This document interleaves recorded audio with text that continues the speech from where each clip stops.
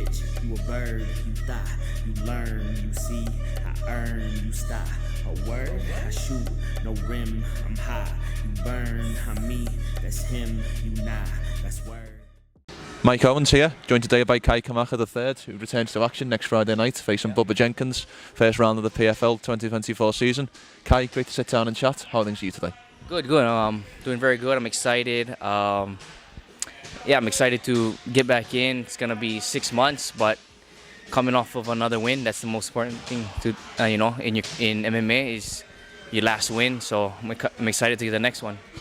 Obviously a new challenge for you stepping into the PFL. If all goes well, it'll be 4 fights in the space of 7-8 months. How has preparation changed for this? Because it is kind of a new challenge rather than the contendership ranks of the UFC or Bellator.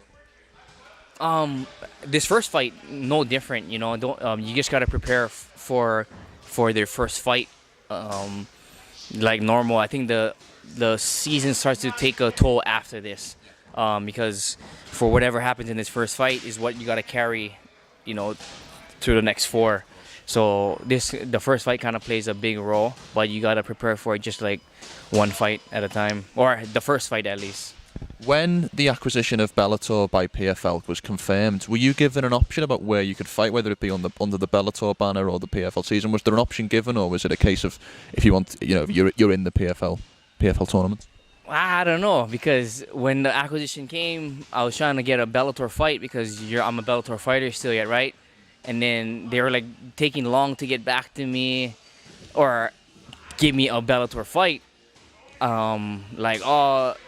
James Gallagher is taken, but I wanted James Gallagher because Belfast was real, right? That's the only reason why.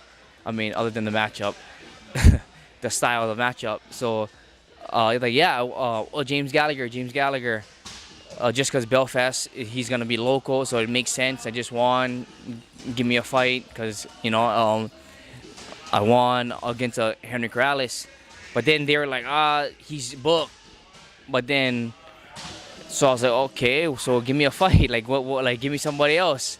But they would. Then they're like, oh, they want you to be in the PFL. Then, and then they're like, so is it for real or not? Like, am I in the PFL or not? And I was like, well, what about if I stay in the Bellator? What is my options? You're like, well, you might be able to do that too. But so I don't know if there was options, but they made it seem like we'll make it work if that's what you want to do. But I just wanted to fight right away. What do you make on Bubba Jenkins as your next opponent? I think he's done 3 seasons now, so he's kind of a PFL veteran, done this a couple of times. What do you make of him as an overall matchup? Good opponent. Good name. Everybody's gonna know when like that's one of the names in the PFL when you beat them, that people are gonna be like So I mean, it's a good name to take out in the first round. Good opposition, good style to fight.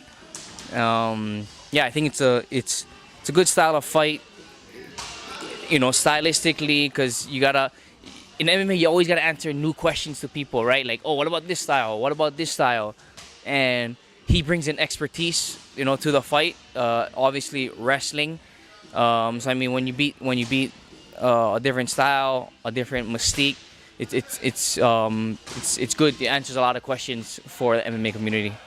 The thing about Bubba though in the PFL is he obviously has fallen short in the last few seasons. I think he got to the semi-finals against Chris Wade, and then he lost in the final to Brendan, and then he obviously lost in the semi-finals to the guy's name Pinedo last year. Do you feel like when you look at his run in the PFL, there's maybe a way to beat him? I feel like that, but it's just because of my skill set of what I have to offer, So I feel like I have a lot of ways to beat him, and like this is just a lot of ways from my style, and that's a lot of ways in a more technical aspect, But I didn't even know. I know he was semifinals, right? So I mean, if you look at it from that kind of like a stat standpoint, I guess maybe he didn't have that first matchup. Maybe I don't know. Maybe I never really looked into his first matchups and how tough they were, for the season. That could dictate a lot of why he made it that far. I feel like stylistically for him, I'm probably the toughest first matchup of his season of a season stylistically. To this point, I feel like a lot of times if you have a name in the PFL, if you have have a name in the MMA community, your first matchup is going to be favorable. That's just my opinion. So I feel like this season, in our weight class, the 145, it looks as they have matched everybody up with equal opposition on the numbers. So I feel like these guys, they're not, or a lot of the PFL guys that had name before, they're not getting like a bone in the first round. If you had to put a bet on it, come the finals in November, who would you think will you be facing off against? Who do you think's the strongest competitor in the rest of the tournament? I mean, shoot, there's a lot of good guys in the tournament. I mean, you got Loch Nane, who's obviously won it, 2-time finalist. Semifinal. Obviously a champion in the PFL.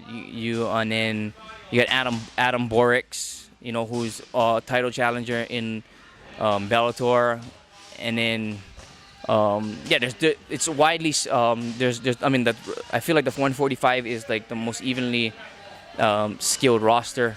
But I don't know. I feel like guys that I would probably see in the top 4 would probably be like you would have to put like Borix, Loch Nane up there. The kid Timur looks well rounded. Loch Nane and Timur probably have like the skill wise and style wise would be the toughest matchups because the characteristics that we all carry. Last one from me, Kai, and thank you for your time. Obviously, the PFL tournament is kind of twofold. At the end of the year, you win a world title and you also win $1 million. I'm wondering which one of those means more to you at this stage of your career, and if you had to kind of put it on a scale, what would the percentages be of each? I think the thing that means the most to me out of all of it is 4 wins. 4 wins in general, because that'll carry more weight than the money will go. The world title will be that just indicates that you won the money, but the 4 wins, that means you conquered all the opposition that was in front of you. You can still win with adversity, with losing in this tournament, but I just feel like you got just win all my fights. That's it. That's the main thing. But on money would obviously help. It would help me become even more of a professional. For what we do. Invest more in my training, invest more in my recovery, invest in my coaches. Be able to give my coaches more. That's what the money and my family, But I become more of a professional. Everybody become a little bit more comfortable. And on a gold belt in my grandma's house would look nice. But I just want to win all my fights. If I win all my fights, everything takes care of itself. Kai, great to sit down and chat. Nice to see you train a couple of times a day, and even better to get in the gym and speak with you today. Best of luck with the fight next week. Thank you. Thanks for coming to the gym.